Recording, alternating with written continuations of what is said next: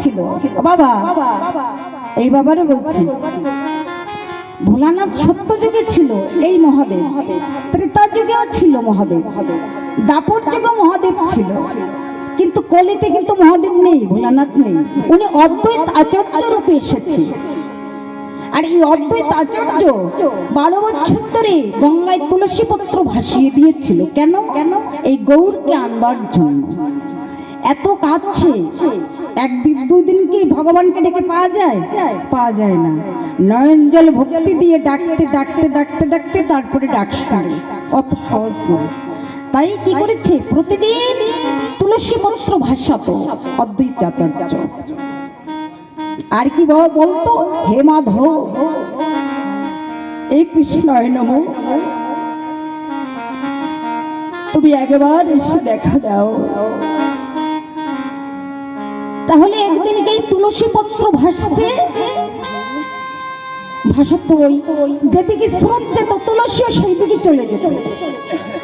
একদিন কি করেছে? তুলসী পত্র কি করেছে? আরে স্রোতের দিক যায়নি মা, তুলসী উল্টো দিক চলছে, উজান দিকে। বাবা, উজান দিকে যখন যাচ্ছে, একই অদ্ভুত আচার্য আমার অবাক হয়ে গেছে।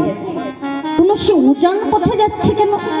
প্রতিদিন তো স্রোতে যায়, আজকে উজান দিকে যাচ্ছে কেন? ভাবছি তুলসী পত্র। বলেন, আপনি জিনিস একটা ভাসিয়ে দিলেন, চলে গেল স্রোতে, আর যদি উল্টো দিকে যায় তাহলে আপনার মনে একটা দ্বিধা লাগবে না? উল্টো দিকে যাচ্ছে, তদ্রবাজে অদ্বৈত আচার্য তাই ভাবছি। তুলসী যায় নিরে নিরে,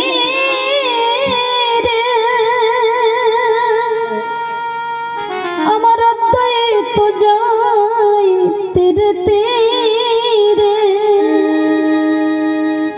তুলসী যায় নিরে নিরে,